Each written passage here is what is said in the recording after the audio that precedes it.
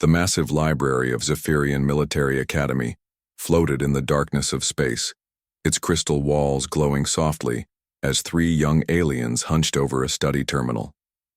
Outside the transparent dome, the orange gas giant Kelos Prime swirled in slow hypnotic patterns. Vextar's crystalline fingers clicked against the keyboard as he searched through endless files. His body looked like living glass, with light flowing through his transparent form as he concentrated. Next to him sat Kaluna, a small gray creature whose large black eyes never blinked, her smooth head tilted as she read the screen, occasionally letting out soft chirping sounds. The third member of their group, Brock, was so large he needed 2 chairs. His thick, rocky skin was covered in natural armor plates, and his forearms moved restlessly as he waited. "This is taking forever," Brock grumbled, his voice like grinding stone. "Why do we have to write about extinct warrior species anyway? There are plenty of living ones to study." "Because Professor Zintar wants us to understand how species rise and fall in galactic warfare," Kaluna replied, her voice musical and soft. "Besides, some of these extinct species were quite fascinating. Look at this one." She pointed at the screen where information about the Krathan warriors appeared. The file showed pictures of massive 6-legged creatures with natural weapons built into their bodies. They had conquered 12 star systems before a plague wiped them out 3,000 years ago. Now those were real warriors, Brock said with approval, built for combat, strong, tough, knew how to fight. Vextar nodded as he scrolled through more files. The Zephyrians were not natural fighters themselves. They were builders and thinkers, creators of technology and art, but they studied warfare because they needed to understand it to survive in a dangerous galaxy. "Wait," Vextar said suddenly, his inner light pulsing brighter. "Look at this section. It is locked." The screen showed a folder labeled, "Restricted Combat Records, Level 9 Clearance Required." None of them had Level 9 clearance. In fact, Vextar had never heard of any student having clearance that high. What could be so secret about extinct species? Kaluna wondered aloud. Brock leaned forward, interested now. "Try to open it." "I cannot. We do not have permission." "But you are good with computers," Brock insisted. "You fixed the food dispenser last week when it was broken." Vextar hesitated. He was good with technology, but this was different. This was breaking Academy rules. Still, his curiosity was stronger than his fear. His fingers began moving across the keyboard, trying different approaches to bypass the security. After 20 minutes of careful work, the folder opened. "I am in," he whispered. The 3 friends crowded closer to the screen. Inside the restricted folder were dozens of files, but one caught their attention immediately. It was labeled, "Permanently Banned Combat Participants." "Permanently banned?" Kuluna repeated. "What does that mean?" Vextar opened the file. Inside was a list, but it contained only one entry. Species, human. Origin, Sol System, Planet Earth. Status, combat participation permanently prohibited by unanimous Galactic Council decision. Date of ban, Galactic Standard Year 2224. Reason, classified. The 3 aliens stared at the screen in silence. "Humans," Brock said slowly. "I have never heard of them." "Neither have I," Kuluna admitted. "And I study many different species." Vextar's light pulsed with excitement. "Look at the date. This ban happened only 200 years ago. These humans might still be alive." "But why would they be banned from combat?" Kuluna asked. "The only species that get banned are those that break war laws." "Did they use forbidden weapons? Did they attack civilians?" "It says the reason is classified," Vextar pointed out. Brock scratched his armored head with one of his massive hands. "This makes no sense. In 50,000 years of galactic history, thousands of species have fought in wars. Some were cruel, some were cowards, some used terrible weapons, but none were permanently banned from all combat. Until the humans," Kaluna added quietly. Vextar began searching for more information about humans in the restricted files. He found references to something called the Hegemony Wars, and mentions of unprecedented combat behavior. But most of the details were locked behind even higher security levels. Here, he said, opening another file. This one talks about their physical description. The file contained basic information about human biology. They were small compared to most galactic species, with soft skin and no natural weapons. They had only 2 arms and 2 legs, and their bodies seemed fragile. They look weak, Brock observed. How could such a weak species be dangerous enough to ban from all warfare? Maybe they used forbidden technology, Kuluna suggested. No, Vextar said, reading further. It says here they had primitive technology when they joined galactic civilization. Their weapons were basic energy rifles and simple spacecraft. The mystery deepened with every piece of information they found. The humans seemed ordinary in every way, yet they were the only species in galactic history to be completely banned from warfare. We need to find out what they did, Kuluna said, her large eyes reflecting the screen's glow. This could get us in serious trouble, Vextar warned. These files are restricted for a reason. But think about it, Brock said, his voice excited. Now. We could write the most interesting thesis in Academy history. No one has ever written about the only banned warrior species because no one knows they exist. Vextar looked at his friends. He knew they were right. This discovery was too important to ignore. Whatever the humans had done, it was significant enough that the entire galaxy wanted it forgotten. All right, he said finally. But we must be careful. If we get caught accessing these files, we could be expelled. Or worse, Kuluna added with a shiver. But their curiosity was stronger than their fear. As the gas giant continued its slow rotation outside the library dome, the 3 young aliens began their illegal research into the most dangerous secret in galactic history. They had no idea that they were about to discover why an entire galaxy lived in fear of a species that fought for love. The next evening, the 3 alien students met again in the empty library. Vextar had spent all day thinking about the mysterious humans, and his crystalline body glowed brighter than usual with excitement. Kuluna arrived carrying a bag of sweet crystals that her species ate when nervous. Brock stomped in quietly, which was hard for someone his size. I could not sleep, Kuluna whispered as they gathered around the same terminal. I kept thinking about those humans. What could they have done? I found a way to access more files, Vextar said, his fingers already moving across the keyboard. The security system has old pathways that are not well protected. After several minutes of careful work, he broke through another layer of security. New folders appeared on the screen, filled with files they had never seen before. Look at this. On, Brock pointed with one of his massive fingers, first contact reports, human species. Vextar opened the file and began reading aloud. Initial contact with human species occurred during year 2221 of the Hegemony Wars.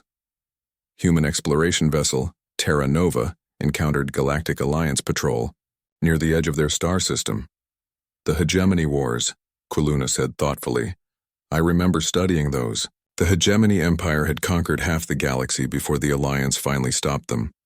Yes, Vextar continued reading. It says here the Alliance was desperate for new allies.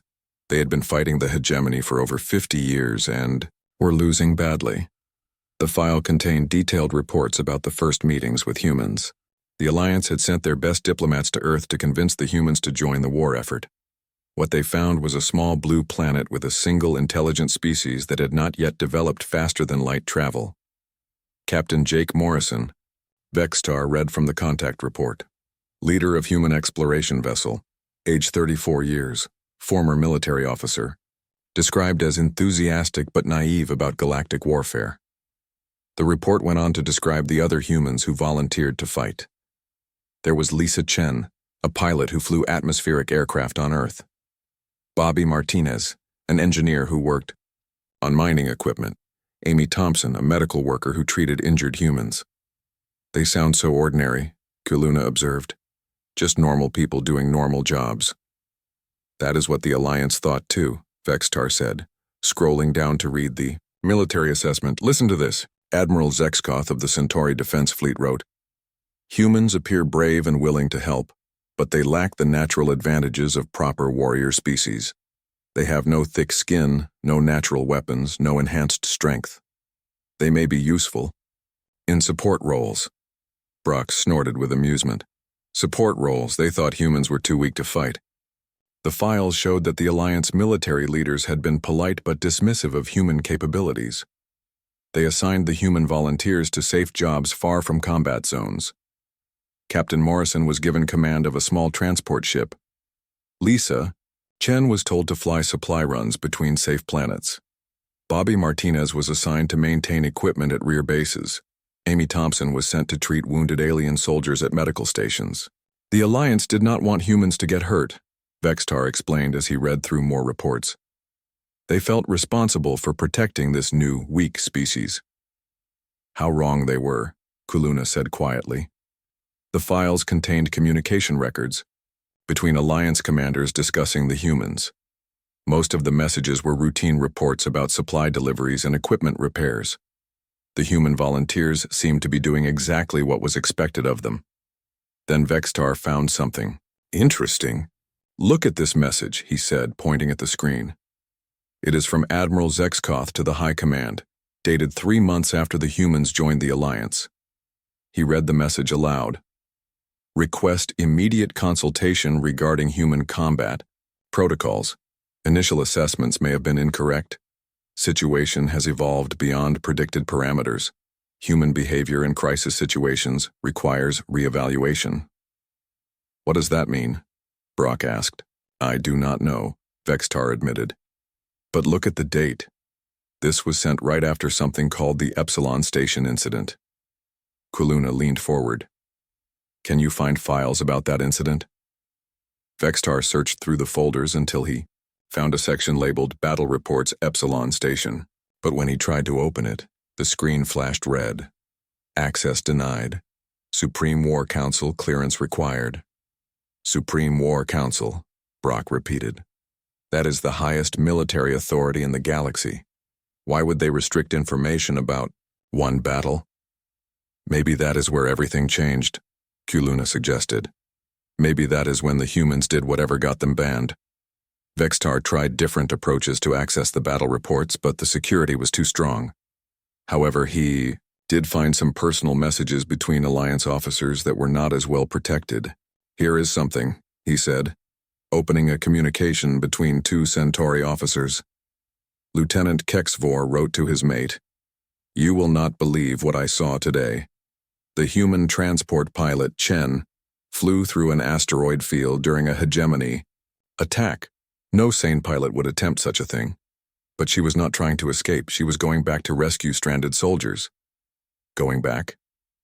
Kuluna asked. Into danger? That does not make sense, Brock said. Why would someone go toward danger instead of away from it? Vextar found another message, this time from a Zephyrian engineer. The human Martinez did something impossible today.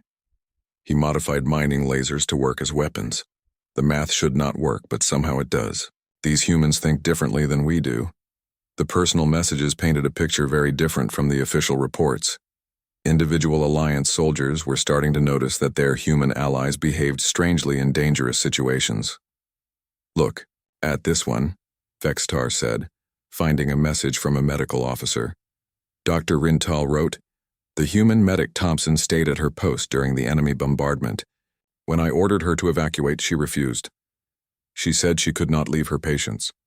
I have never seen such behavior. Most species protect themselves first, then help others. Humans seem to do the opposite. The 3 students sat quietly, trying to understand what they were reading.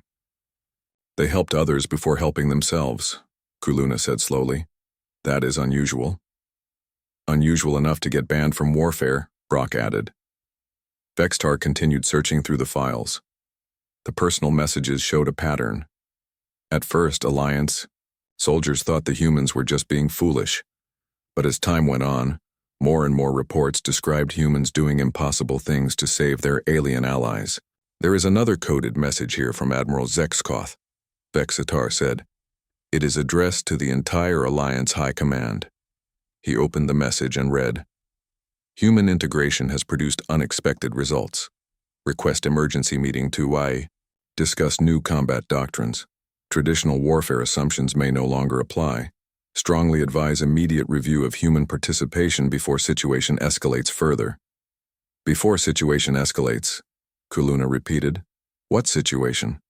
"Think we need to find out what happened at Epsilon Station?" Vextar said. "That seems to be when everything changed. But those files are locked too tightly," Brock pointed out. "Then we keep looking," Vextar replied. "There must be other ways to learn the truth." As they prepared to leave the library, Kuluna asked the question that had been bothering all of them. What if the humans were not banned because they were dangerous to their enemies?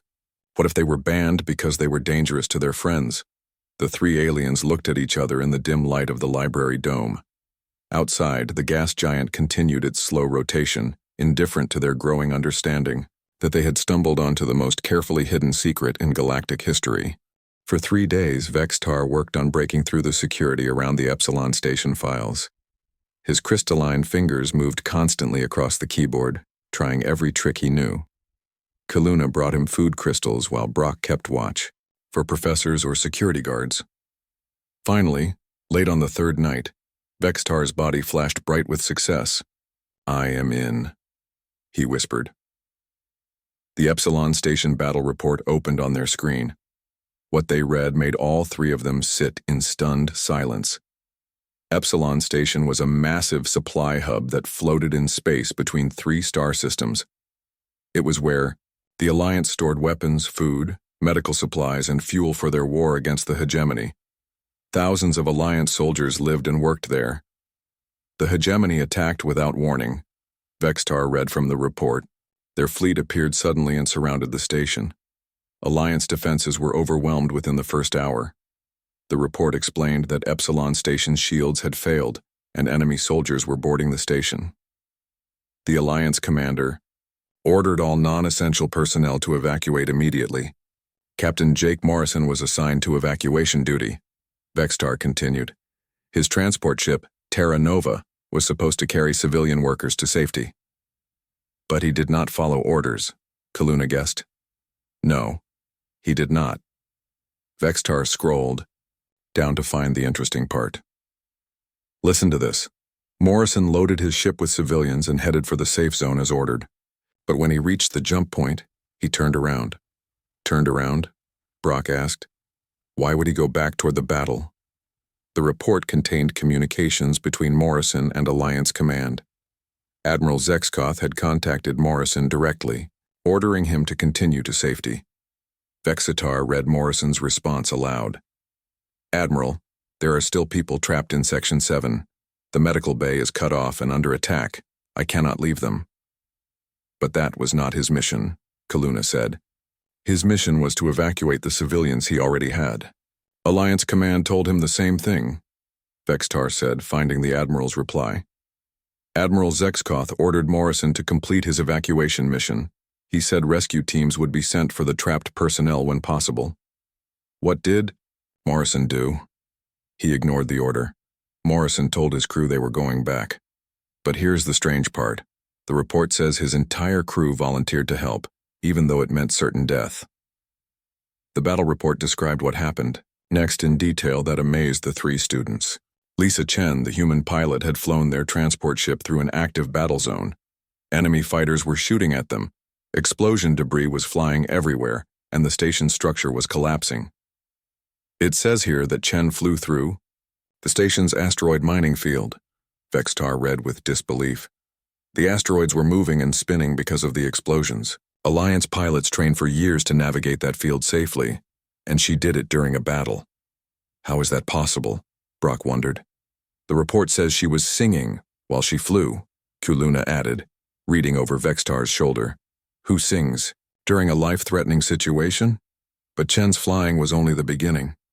Bobby Martinez, the human engineer, had done something that still puzzled Alliance scientists.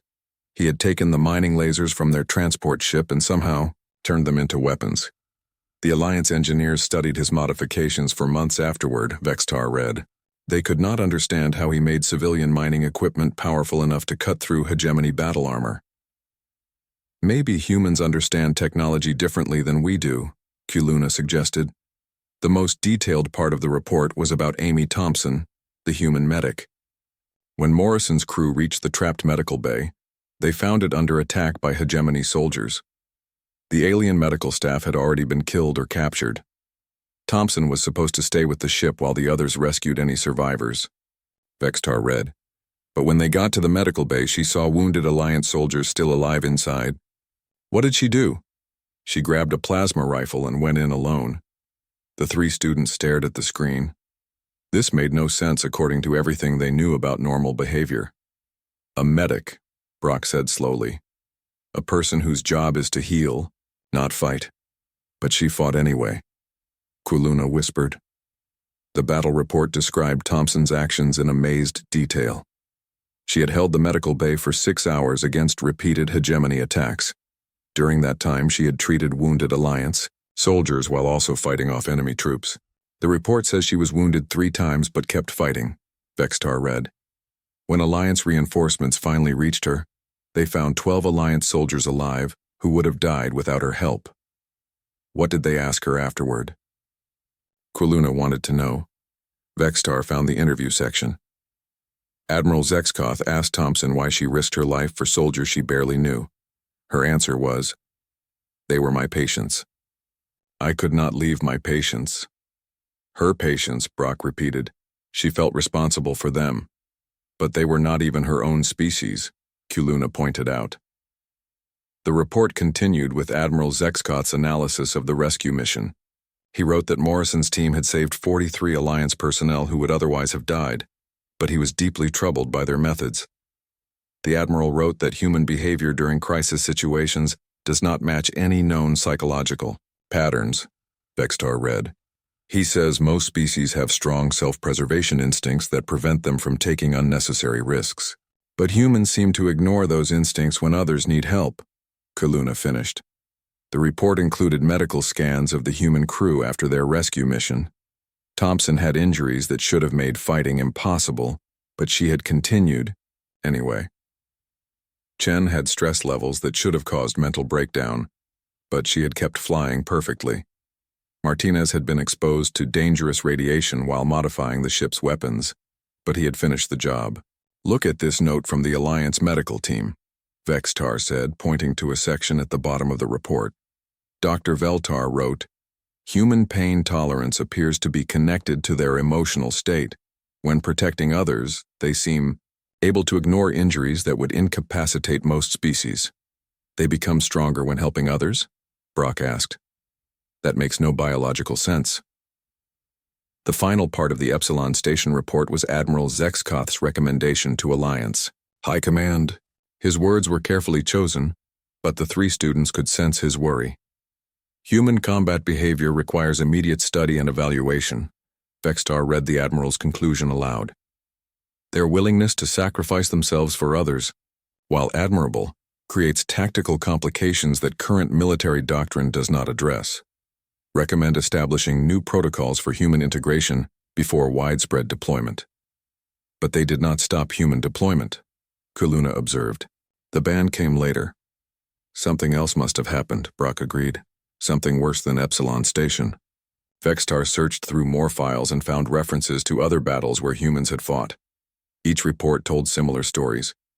Humans going back for wounded allies. Humans staying at dangerous posts to protect others. Humans doing impossible things when lives were at stake. There is a pattern here, Kuluna said thoughtfully. The humans keep doing things that Alliance commanders cannot predict or control, and they keep inspiring other species to do the same things, Vextar added, finding reports of alien soldiers attempting dangerous rescues after serving with human crews. That must be what scared the Alliance leaders, Brock realized. Humans were changing how others fought. As they prepared to leave the library that night, Vextar found one more file that made his crystal body pulse with excitement. Look at this, he said. Battle of Kepler's Edge. It says this was the final human combat action before the ban. Can you access it? Kuluna asked. I am trying, Vextar said, his fingers moving rapidly. But the security is different, stronger. After several minutes, he managed to open the file. What they saw made all three aliens lean back in shock. The Battle of Kepler's Edge was not just restricted, it was marked with warnings in multiple languages. Extreme content, psychological evaluation required before access, not suitable for standard military personnel. What could be so terrible that it requires psychological evaluation? Quiluna whispered. I think, Vextar said quietly, we are about to find out why an entire galaxy decided that humans are too dangerous to fight. Vextar stared at the warning message on his screen for a long time before finally pressing the access button. His crystalline body dimmed with nervousness as the file began to load.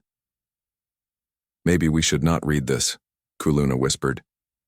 If it requires psychological evaluation, we have come too far to stop now, Brock said firmly. We need to know the truth. The Battle of Kepler's Edge report opened slowly, as if the computer itself was reluctant to show them what it contained. The first section was a tactical overview that made all three students understand why this battle was different from all others. The Alliance fleet was trapped, Vextar read aloud. The hegemony had surrounded them in the Kepler system with 3 times as many ships. Alliance Command estimated 0% chance of survival. The report explained that this was meant to be the final battle of the war. The hegemony had gathered their entire remaining fleet to destroy the Alliance forces once and for all. After years of fighting, both sides were exhausted, but the hegemony still had superior numbers. Alliance Admiral Kexnan requested permission to surrender. Vextar continued reading. He believed it was better to save some lives than lose everyone in a hopeless battle. That makes sense, Kuluna said. Any reasonable commander would surrender when facing impossible odds. But look at what happened next, Vextar said, scrolling down to find the important part. Captain Jake Morrison requested a meeting with Alliance Command. He said the humans had a plan. The report contained the full transcript of that meeting. Morrison had stood before the Alliance's greatest military leaders and proposed something that no species in galactic history had ever suggested. Morrison proposed deliberate ramming attacks, Vextar read in a voice full of disbelief. Ships with crews still aboard would fly directly into enemy vessels to create breaches for follow-up attacks. Kuluna made a soft chirping sound of horror. Ships with crews aboard? Not empty ships or drones? Morrison explained that empty ships could be shot down too easily, Vextar read from the transcript. He said the attacks needed to be unpredictable, guided by living pilots who could adapt to enemy defensive fire. Brock's rocky skin seemed to grow paler. He was talking about suicide attacks, deliberate death. The transcript showed that the Alliance commanders had been shocked into silence. Admiral Kexnan had asked Morrison if he understood what he was suggesting. Morrison's reply was recorded word for word. I understand perfectly, Admiral. We fly our ships into their ships. We die, but we make holes in their defenses. Then you send your fighters through those holes and win the battle. But that is murder, Admiral Zexkoth had protested in the meeting. We cannot ask people to kill themselves for tactical advantage. Morrison's response was simple. You are not asking. We are volunteering. The report showed that Morrison had already discussed the plan with other human crews. Every single human in the Alliance fleet had volunteered for the suicide attacks. Not some of them. All of them. This is impossible, Kuluna whispered. No species volunteers for certain death. Survival instinct prevents it. Keep reading, Brock urged, though his voice sounded sick. The Alliance commanders had refused Morrison's plan, calling it barbaric and unnecessary. They said they would rather surrender with honor than win through deliberate sacrifice. But Morrison had pointed out something the Alliance leaders had not considered. The hegemony did not take prisoners. They had a policy of killing all captured enemies. Surrender would not save lives. It would only make the deaths slower. Morrison told them that humans were going to die anyway, Vextar read. He said they might as well die in a way that helped their friends. The debate had continued for hours. Alliance species had argued that there must be another way, some tactical solution that did not require deliberate death. But their military computers all showed the same result. The hegemony fleet was too strong.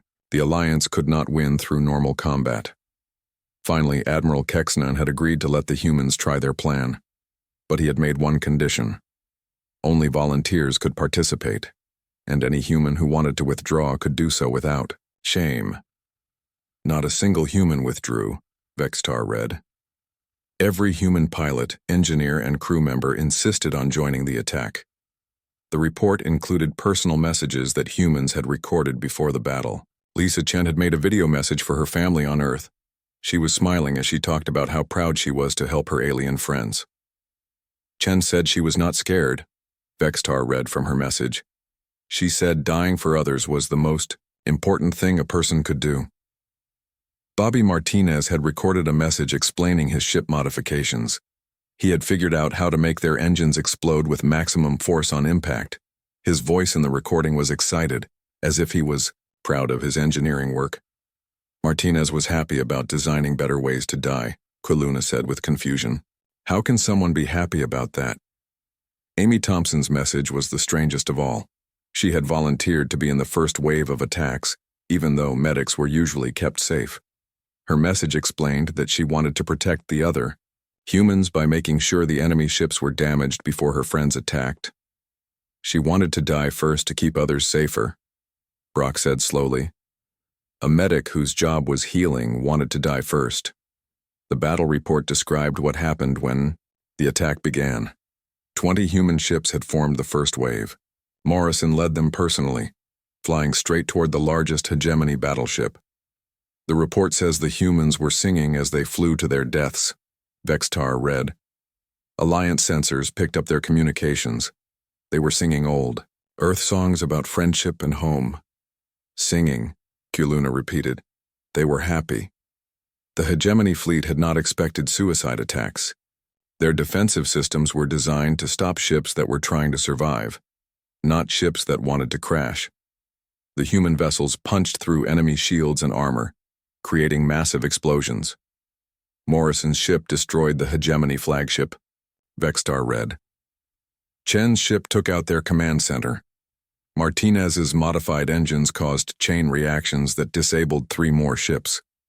The Alliance fleet had followed up quickly, pouring through the gaps the humans had created. The surprised hegemony forces, suddenly without proper command structure, had begun to retreat. But the cost, Vextar said, reading the casualty reports. 80% of human personnel died in the attack. 80%, Brock repeated, numbly. The report included reactions from Alliance personnel who had witnessed the attack. Many had required medical treatment for psychological trauma. They had never seen anything like deliberate, joyful sacrifice. Alliance Captain Rectos wrote that watching the humans die changed him forever. Vextar read from the personal accounts. He said he could never look at combat the same way after seeing people choose death for others. That is what scared them, Quiluna realized. Not that humans were willing to die, but that they were happy to die for others. The report's final section contained Admiral Kexnan's recommendation to Alliance High Command. His words were more than a military report. They were a warning. Human combat psychology represents a threat to established galactic civilization. Vextar read the Admiral's conclusion. Their willingness to sacrifice themselves for others combined with their apparent joy in doing so creates a contagion effect among other species. Alliance personnel who serve with humans begin adopting similar attitudes toward sacrifice and risk. A contagion effect, Quiluna whispered. They thought human behavior was spreading like a disease. Admiral Kexnan recommended immediate isolation of all human personnel pending psychological evaluation. Vextar continued. He wrote that human influence on other species could destabilize traditional military hierarchy and tactical doctrine. The 3 students sat in silence, trying to understand what they had learned. They were not banned for being bad warriors, Brock said finally. They were banned for being too good at caring about others. Too dangerous to fight with, Quiluna added, because they made other species want to be heroes too. Vextar found one more section at the end of the report. It was the official response from Alliance High Command to Admiral Kexnan's recommendation. Emergency session called for full Galactic Council meeting, he read. Motion to permanently ban human participation in warfare to be voted on immediately. And they voted yes, Kuluna said quietly. Unanimously, Vextar confirmed, reading the final note. Every single galactic power agreed. Humans were too dangerous to fight. As they prepared to leave the library, Brock asked the question that bothered all of them. What happened to the humans after the ban? Are they still alive? I do not know, Vexatar admitted, but I think we need to find out. The final night of their secret research felt different to the three alien students. They had learned terrible truths about humanity, but they still did not understand the complete story. Vexatar's crystalline body flickered nervously as he accessed the last set of restricted files. These are the Galactic Council records, he told his friends. The emergency session where they voted to ban humans from warfare. The file opened to show the official proceedings of the most important meeting in galactic history. Representatives from every major species had gathered to discuss what they called the human problem. Look at who attended, Kuluna said, reading the list of participants. Every species that had ever fought in galactic wars. Zephyrians, Centauri, Mindari, Cronans, even the hegemony survivors. Former enemies working together, Brock observed. The humans had scared everyone so much that warring species agreed to cooperate. Vextar found the transcript of the emergency session. The meeting had been led by High Chancellor Voxaran of the Centauri Republic, the most respected diplomat in the galaxy. Chancellor Voxaran opened the session by saying that the human situation required immediate action, Vexatar read aloud. He said that allowing humans to continue fighting would fundamentally change the nature of galactic civilization. Divar. Transcript showed that every species representative had similar concerns. The Cronans, who were natural warriors, complained that human behavior made their own soldiers look cowardly. The peaceful Zephyrians worried that human sacrifice was inspiring violence in their normally gentle people. Ambassador Tel Quinn of the Mindari said that her telepathic people could sense human emotions during battle. Vextar continued reading. She said humans felt joy when protecting others even when dying. This emotional pattern was affecting Mindari soldiers who served with them. Joy when dying for others, Kuluna repeated quietly. No wonder it scared telepaths. The most surprising testimony came from former hegemony commander Rexthor, who had survived the Battle of Kepler's Edge. His people had been the enemy, but even he supported the ban. Commander Rexthor said that fighting humans was impossible using normal tactics. Vextar read from the transcript. He explained that hegemony battle computers could not predict human behavior, because humans did not follow logical self-preservation patterns. Rexthor had described watching human ships deliberately crash into hegemony vessels. His warriors had been trained to fight enemies who wanted to live, not enemies who welcomed death for their friends. He said the hegemony surrender was not because they lost the battle, Vextar continued. They surrendered because they were terrified of fighting an enemy that wanted to die. The council session had continued for 3 days. Representative after representative had spoken about how human behavior was changing their own species. Alliance soldiers were attempting dangerous rescues. Peaceful species were volunteering for combat duty. Traditional military discipline was breaking down as everyone tried to copy human heroism. Dr. Sevron from the Galactic Medical Council provided scientific testimony, Vextar read. She said that exposure to human sacrifice behavior was causing psychological changes in other species. Warriors were developing what she called heroism syndrome. Heroism syndrome, Brock repeated. They made being a hero sound like a disease. The most detailed testimony came from Admiral Zexkoth, who had worked with humans longer than anyone else. His report to the council was both respectful and terrified. Admiral Zexkoth said that humans do not fight for conquest, territory, or resources like other species. Vextar read carefully. He said humans fight for love. They love their friends, their allies, even strangers they have just met. This love makes them willing to do anything, including die to protect others. Fighting for love, Kuluna whispered. Not for victory or survival, but for others. The Admiral had explained that this made humans unpredictable and dangerous in ways that traditional military thinking could not handle. How do you plan battles when one side cares more about protecting enemies than defeating them? Admiral Zexkoth told the council that human medic Amy Thompson had once treated wounded hegemony prisoners before treating Alliance soldiers. Vextar read with amazement. She said the most badly injured should be helped first, regardless of which side they fought for. She treated enemies before friends, Brock said slowly, because they needed help more. The council had heard testimony from dozens of witnesses, all describing similar examples of impossible human behavior. Humans sharing their food with prisoners, humans risking their lives to save enemy survivors, humans refusing to use weapons that might hurt civilians even when it made battles harder to win. The final testimony was from Captain Jake Morrison himself, Vextar said, finding the most important part of the transcript. They brought him to the council to explain human behavior. Morrison's testimony was simple and direct. When asked why humans were willing to die for aliens they barely knew, his answer had shocked the entire council. Morrison said that humans believe all intelligent life is precious, Vexitar read. He said that species, planet of origin, and physical differences do not matter. If someone needs help, humans help them. If someone needs protection, humans protect them, even if it costs everything. The council had asked Morrison if humans understood how dangerous this philosophy was to galactic stability. His response became the most quoted statement in galactic history. Morrison said, "We understand that our way of fighting scares you.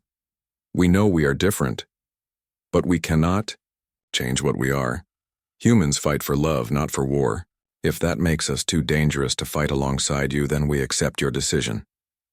He accepted the ban, Kaluna said with surprise. He did not argue or protest. Look at what he said next. Vextar continued reading. Morrison told the Mao Council, "We did not fight to be warriors, we fought to go home. If banning us from warfare means peace for the galaxy, then we are happy to be banned." The vote had been unanimous. Every species, including humanity's former allies, had voted to permanently ban human participation in galactic warfare. But the ban came with conditions that surprised the three students. They did not punish the humans, Vextar read from the final resolution.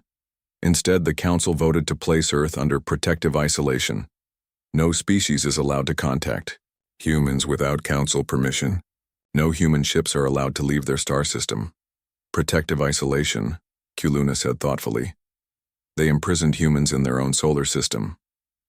But they called it protection, Brock added. Protection from what?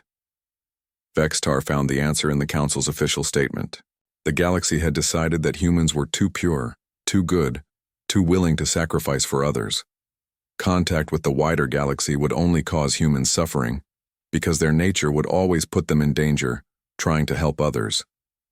The Shu Council statement says that humans represent the highest ideals of what intelligent life can become, Vextar read, but those ideals are incompatible with the reality of galactic civilization. The three students sat quietly, finally understanding the complete truth. They did not ban humans because they were bad, Kuluna said slowly. They banned humans because they were too good. Too good for a galaxy that fights for profit and territory instead of love, Brock agreed. Vextar found one final document in the files. It was a message from Earth, sent by Captain Morrison after the ban was implemented. Morrison's final message, "To the Galaxy Council," Vextar read aloud. He said, "We understand your decision and we do not blame you for it. We know our way of fighting is strange to you. We will stay in our home system and build a peaceful life. But if you ever need help, if your people are in danger and no one else can save them, call us. We will come. We will always come, because that is what humans do." 200 years later and they are still waiting, Kuluna whispered. Still willing to help, even after being banned and isolated, Brock added. As they deleted their illegal research and prepared to leave the library, for the last time, Vextar asked the question that would haunt all three of them. What kind of species offers to help the people who imprisoned them? The kind that fights for love instead of war, Kuluna answered quietly. Outside the library dome, the gas giant continued its slow rotation, indifferent to the fact that three young aliens had just discovered why the galaxy's greatest heroes were also its most feared warriors. They had learned that humans were not banned from galactic warfare because they were weak or evil.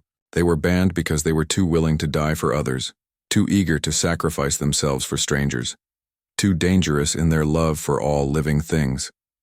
In a galaxy that fought for conquest and survival, humans had committed the ultimate crime. They had fought for each other, and that the galaxy had decided was far too dangerous to allow.